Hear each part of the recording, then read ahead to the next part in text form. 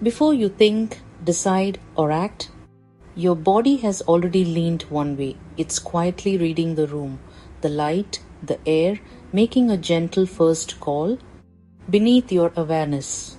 Morning settles in small ways, warmth gathering at the rim of a mug, fingertips sensing the texture of clay, steam curling and softening the space around you.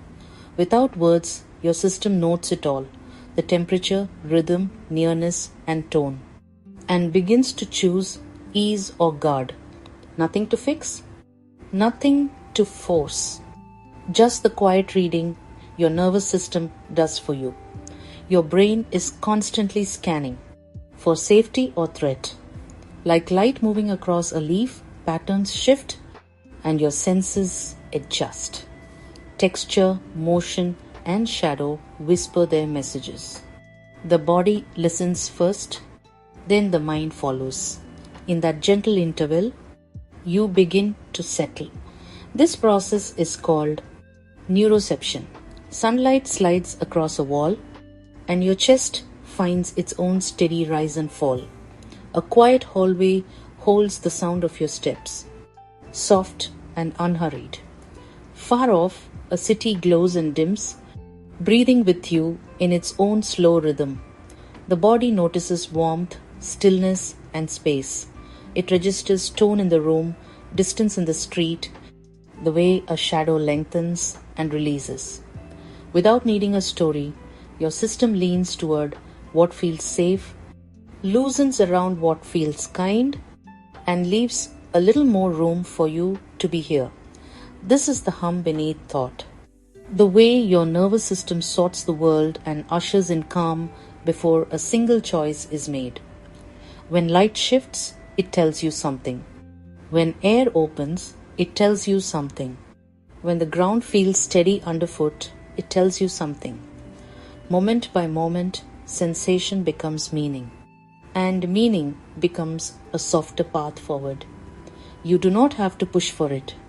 You only arrive, and your system does the rest quietly, faithfully, and in time. When your system feels unsafe, logic shuts down. When threat cues register, your system redirects resources toward protection. Muscles brace, breath grows shallow, and attention narrows to what feels urgent.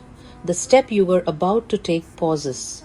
Planning, recalling details, and weighing options dim not from failure but from biology doing its job. In dysregulation, effort leaks. In those moments, the world asks less for logic and more for a felt sense of safety. How does motivation disappear? In a store, rows of similar choices can overwhelm a taxed nervous system. With prefrontal networks partly offline, details blur and the body hovers between approach and avoid. It isn't indecisiveness, it is a protective strategy conserving energy. Choosing feels costly, so you postpone, retreat, or reach for the closest familiar thing to reduce load and keep the system from tipping further. Even simple decisions feel heavy. At home, the same pattern appears as a pen hovering over a list that used to be simple. When the system is dysregulated, energy is spent on scanning and bracing rather than organizing and initiating. Fatigue and fog are expected outcomes. Tasks stretch, priorities scatter. Your mind loops on what ifs while your body waits for enough safety to move, and nothing is wrong with you for that. This is why telling yourself to try harder doesn't work. Change holds when arousal lowers and the nervous system feels safer. Microsignals shift, jaw softens, fingers uncurl, shoulders drop, breath deepens.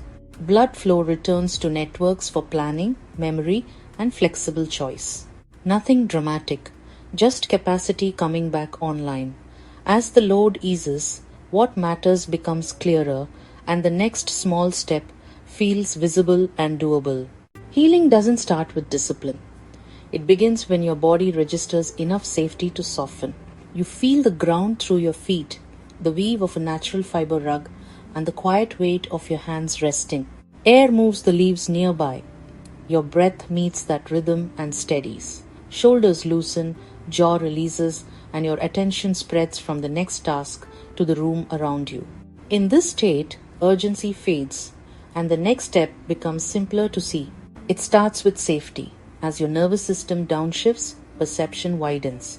You notice gentle ripples, the soft gradient of sky, and the way light rests on the surface. Your breath finds a measured cadence, and thoughts arrive with more space between them. Signals sort themselves: hunger and satiety, effort and rest, approach and pause.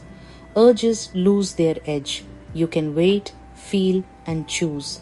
From this steadier baseline, priorities become clearer and decisions carry less friction. When the nervous system settles, clarity returns naturally. In a settled room, your senses organize the moment for you. Sheer curtains lift with a slow breath of air, steam rises from a mug, and a chair receives your weight. The scene is ordinary and supportive, and your body reads it as enough. From here, planning is lighter, and one clear action emerges, then another. You can hold focus without bracing, adjust without alarm, and let effort match what is needed. Clarity is not forced. It arrives as the natural byproduct of feeling safe enough to be present.